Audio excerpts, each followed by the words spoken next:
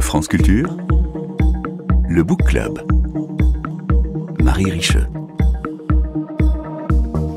Le mois d'octobre touchant à sa fin, nous approchons de la date de la fête des morts. En France, en Belgique, au Luxembourg, elle a lieu le 2 novembre. Cela pourrait ressembler à un marronnier, mais il en faut des rendez-vous avec ce peuple des disparus. Ces 2 livres au programme de votre book club ont rendez-vous avec les morts, mais ils ont aussi profondément rendez-vous avec la vie. En entremêlant des récits intimes à des recherches plus philosophiques, archéologiques, anthropologiques, ils proposent ces 2 livres de penser notre rapport contemporain avec les défuntes et les défunts, en faisant parfois un détour par d'autres cultures. Vinciane Després et Jennifer Kerner sont nos invités du jour. Bonjour Jennifer Kerner. Bonjour. Votre livre Le mari de nuit, expérience du deuil et pratiques funéraires a paru, lui, aux éditions Gallimard. Alors on ne va pas du tout rompre la tradition, on va en passer par un questionnaire de lecture. Est-ce que vous vous souvenez, Jennifer Kerner, avoir appris à lire ? Oui, je m'en souviens très bien. J'ai appris à lire grâce aux aventures de Ratus, qui était moi aussi. Un rat vert parfaitement terrifiant, on est d'accord. Hein. Ah, moi je l'aimais bien. Le graphisme était assez inquiétant, mais c'est une lecture syllabique. Et je pense vraiment qu'ensuite, en tant que lectrice et en tant qu'auteur, même ça a complètement conditionné mon obsession pour la métrique syllabique. Je pense que c'est à cause de Ratus que je suis fan de Racine, par exemple. Ah, intéressant. Ouais. J'attendais qu'on évoque enfin Ratus et ce livre de lecture dans cette émission où on parle de l'apprentissage. Jennifer Kerner, vous devenez quoi comme enfant après l'événement de la bascule dans la lecture ? Je deviens une lectrice assez compulsive et thématique. Ce que je suis un petit peu restée d'ailleurs, c'est-à-dire que j'ouvre des thématiques qui m'intéressent et je cherche dans tous les genres de lecture ce qui pourrait m'intéresser sur la question. Par exemple, en ce moment, sur ma table de chevet, j'ai à la fois une odeur de sainteté de Franck Maubert et la nouvelle traduction des Évangiles par Frédéric Boyer, parce que vous voyez, je suis dans cette espèce d'élan mystique et c'est quelque chose que j'ai toujours fait, oui, vraiment depuis toute petite. Est-ce que vous lisez beaucoup tandis que vous écrivez ? Ah, ça c'est une question très difficile parce que, vous savez, alors sur ma table de chevet, j'ai aussi un petit carnet que j'appelle mon carnet à jalousie et dedans je note les phrases que j'aurais aimé écrire ou pire encore les titres des livres que j'aurais aimé imaginer. Mais c'est horrible. C'est affreux. C'est horrible de faire ça. Pourquoi vous faites du mal pour rien en fait ? C'est bizarre. Alors qu'il suffirait d'être plagiat. Tout à fait. Donc alors quels sont les titres que vous auriez absolument aimé donner à vos propres livres ? Je crois, alors pour la littérature de deuil, il me semble que Rien ne s'oppose à la nuit est un titre quand même très très poétique. Delphine de Vigan. Bien sûr, mais j'ai un amour très particulier pour les titres qui, en plus d'avoir une sonorité très poétique, nous invitent à avoir des images mentales dissonantes. Et vous voyez, c'est ces titres qui crépitent un petit peu comme des feux d'artifice. Ils sont très très rares, ces titres-là. Là, tout Vous de pensez suite, à un titre en particulier ? Là, tout de suite, je pense à Rainbow Warriors de Richard Guettet, qui ouvre un imaginaire absolument incroyable. À la fois Rimbaud, la poésie et puis la bagarre. Et la bagarre, les mers, etc. Est-ce qu'il y a des livres qui ont accompagné l'écriture ou précédé, comme dit Vinciane Després, c'est-à-dire en 2 temps différents, Jennifer Kerner, l'écriture du livre dont on va parler ? Alors, mon livre, c'est un essai, mais c'est aussi un livre de deuil. Et puis c'est pas un essai tout à fait classique, si je peux me permettre. Il est entremêlé d'une écriture parfaitement intime qui aurait presque pu constituer un livre à part entière. Oui, tout à fait. Mais c'est vrai que dans la littérature de deuil, j'ai beaucoup lu et j'ai parfois été déçue. Je trouve que c'est un exercice extrêmement compliqué. Je suis pas certaine d'avoir réussi tout à fait à parvenir à mes fins. Je trouve ça très dur d'écrire en fait sur un mort qu'on connaît bien. Parce qu'il faut écrire avec sensibilité, mais sans sensiblerie. Et puis, il faut écrire avec profondeur, mais pas avec gravité, parce que les morts n'aiment pas ça. On en reparlera peut-être. Et du coup, j'avais sur ma table de travail 2 ouvrages que je trouve absolument remarquables, qui sont Avec toutes mes sympathies d'Olivia de Lamberterie, dédiée à son frère, et Une amie de la famille de Jean-Marie Laclaftine, qui depuis est devenu mon éditeur chez Gallimard, qui sont 2 livres de deuil absolument remarquables. Qu'est-ce que vous y trouvez ? Qu'est-ce qui vous va dans ces 2 textes-là ? Ce qui me va dans ces 2 textes, c'est qu'ils ne sont pas du tout des textes théoriques, qui ne font pas appel à ce à quoi vous faites appel, vous. Non, ce sont des romans, mais ce sont des romans hommages qui ont à la fois une émotion non retenue et une véritable pudeur, et ça rend un hommage absolument parfait à la personne dont on parle. France Culture, le Book Club, Marie Richeux. Quelle place tiennent les morts dans nos vies ?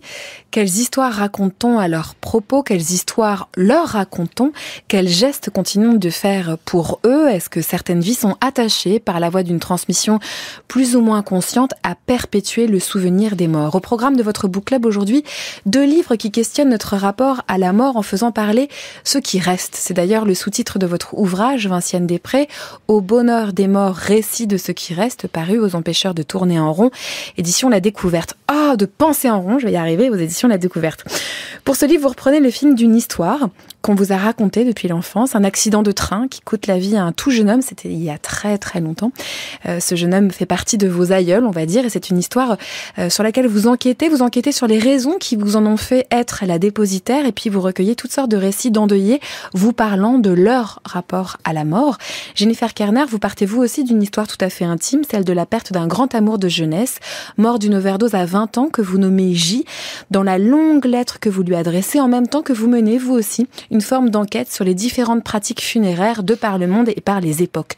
Ce fameux J devient le mari de nuit, qui donne son titre à votre livre et qui est aussi le nom donné par les chrétiens d'Orient aux défunts amants qui reviennent hanter la nuit des vivants. 2 livres donc qui s'entremêlent pour questionner ceux qui restent, ceux qui ne sont pas morts, mais questionner aussi la porte vers laquelle on peut ou par laquelle on peut les rejoindre. On va commencer par un poème, puisqu'on a parlé de lecture, avec la voix de Jean Cocteau. Lorsque je serai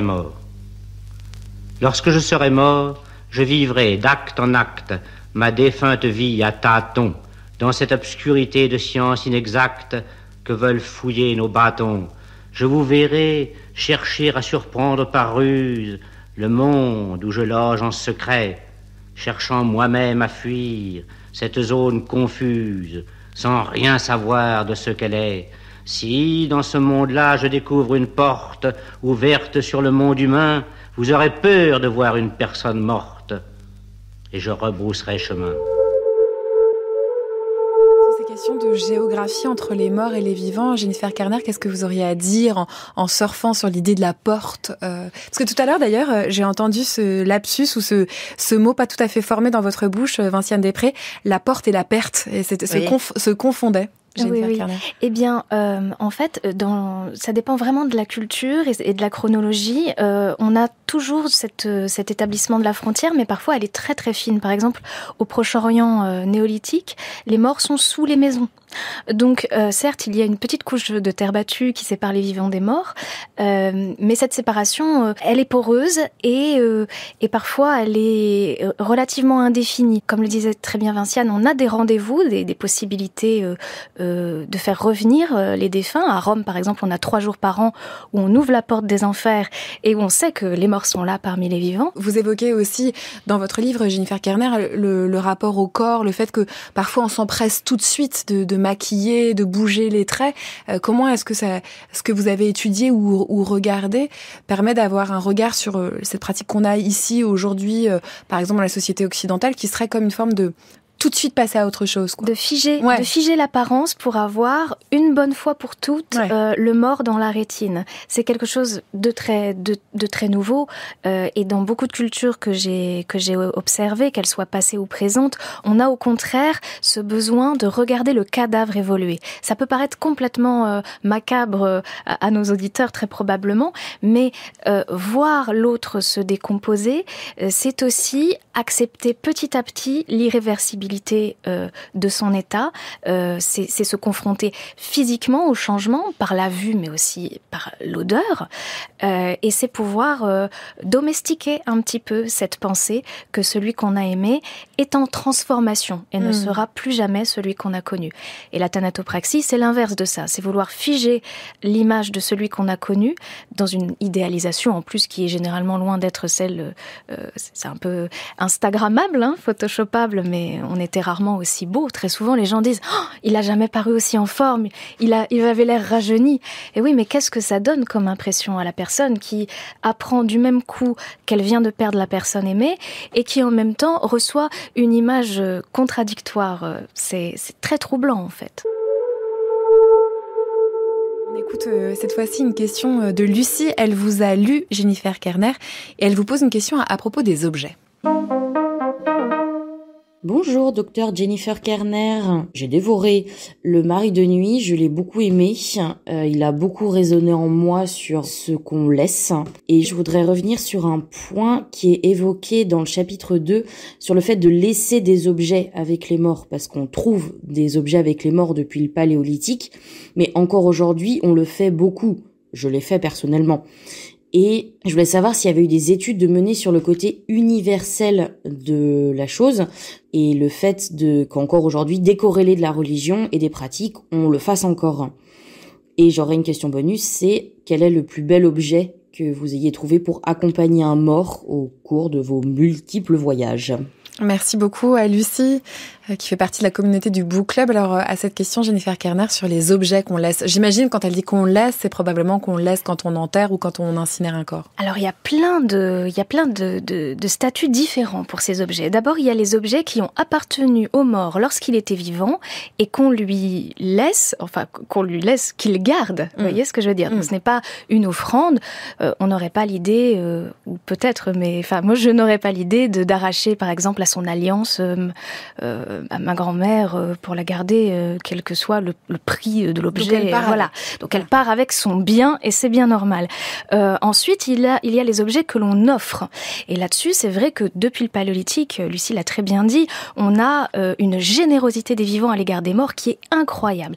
C'est-à-dire que, par exemple, au Paléolithique supérieur, les perles de l'époque, ce sont ce qu'on appelle les craches de cerf, qui sont des canines de cerf qui sont extrêmement rares, qu'on collecte, etc. Et on trouve une femme avec 70 craches de cerf, ce qui est l'équivalent d'un très très gros collier Cartier, si vous voulez, quoi.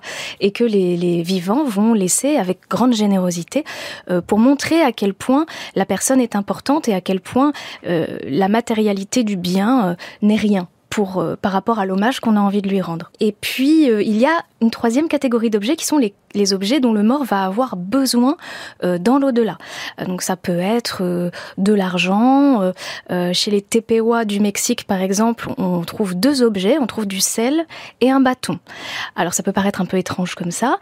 Et puis quand on écoute ce qui se dit autour du feu, parce que comme Vinciane, on ne pose pas de questions directes, ça ne se fait pas. Eh bien, on comprend qu'en fait, le mort, pour aller dans l'au-delà, va rencontrer des chiens, et que c'est pour ça qu'il aura un bâton pour les éloigner et réussir à marcher, et puis qu'ensuite, il va rencontrer des moutons mangeurs d'hommes, mais que heureusement, les moutons sont aussi friands de sel, et que du coup, en jetant le sel, on va se débarrasser des moutons.